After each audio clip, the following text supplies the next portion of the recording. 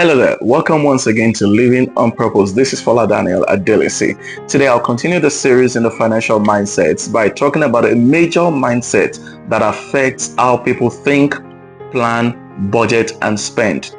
In southwestern part of Nigeria, again, I hear a particular statement and I notice that it's something that a lot of people all over the world continually do.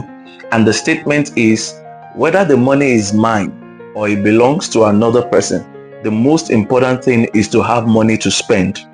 Those who are Yorubas and they understand that, they will be translating it in their heads right now. But we need to address one major issue. If you have a spending habit that says whether the money is yours or it belongs to another person, the most important thing is to have money to spend, you're going to have a major financial problem. At the point when you are spending the money, it's always nice, it's always easy, it's always sweet to spend the money. But somewhere along the line, as you have said, whether the money is yours or it belongs to somebody else, you would always have to differentiate between what was yours and what belonged to another person. And trust me, that money that belongs to another person will have to be paid back. Other people will come for their money, and once they come for their money, you would not have a choice other than to look for somewhere to get that money and pay them back. If you have that habit of saying whether it's my money or it's another person's money, the most important thing is to be able to spend or to have money to spend. It means that you do not understand delayed gratification. The reason people keep spending money, whether it belongs to them or not, is because of the lack of ability to delay gratification. You want a bag and you want it now. You want a gadget and you want it now. You still have a recent mobile phone, and as soon as they release another mobile phone the following year, you want to upgrade that mobile phone. The one you have is functional, there's nothing wrong with it, it's working well, but the next year you want to upgrade your mobile phone. Why do you want to upgrade your mobile phone? You have a computer that is working well, but a manufacturer has simply advertised a new computer, and then the next thing you are buying it.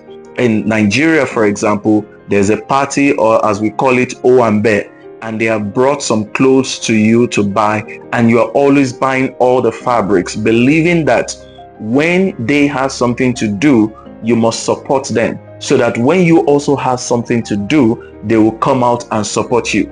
You need to first of all erase that erroneous mentality, because the fact that you supported someone when they are doing something is not a guarantee that they will come back and support you. So you realize that we spend money frivolously, just believing that we are investing in other people's lives so that they can come back and support us when we need them. And over the years, while for some it has proven to be right, for many others it has proven to be a mirage. So the fact that you spend money at someone's event is not a guarantee that you're going to get your money back when they come to spend for you at your own event. If you want a guarantee for your money and you want your money to return to you, why don't you take that money and put it in some investments? You need to understand that going about with the attitude of spending any money that is available will put you in trouble. You cannot just begin to spend any money that is available. You need to differentiate between what is yours and what belongs to another person. At best, you can engage what is called OPM, other people's money, as I've read in quite a number of business books or books that have to do with money. If you're going to use other people's money, one of the best ways to use other people's money is to put it into profitable investments. You can put other people's money into profitable businesses. You can put other people's money into fixed assets and earn something from it till the time they need their money. You can take other people's money and put it into treasury bills if they're not going to need it for a while. And when they need it, you can take the money and give it back to them. But spending other people's money for consumption when you do not have an emergency is always a terrible financial mistake. If you have an emergency, I understand that. If somebody has health issues, I understand that. If you're financially in a difficult place. I understand that, but you're not in a difficult place. You really are not under any pressure. You just decided that whether it's your money or it's someone else's money, it's just good to have some money on your hand and you can spend it anyhow. No, you don't spend other people's money buying clothes.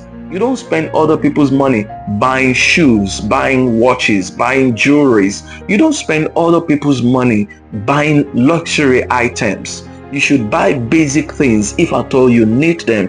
So you need to understand that if for whatever reason someone else trusts you with their money, then they are not going to need for a while. The best thing to do with other people's money, which they would not need for a while, is to put them in some kind of investment so that when they come back for their money, you have their money to return to them and you have also made some profit. That's why it's so important to separate or to detach yourself from that mentality that says the most important thing is to have money to spend, whether it belongs to you or not.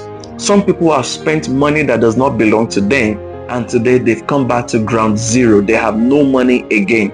Other people have also spent money that does not belong to them wisely, and today they are richer than you can possibly imagine. So the difference between the two is that one spends money on consumption, another spends money on investment or puts money into assets.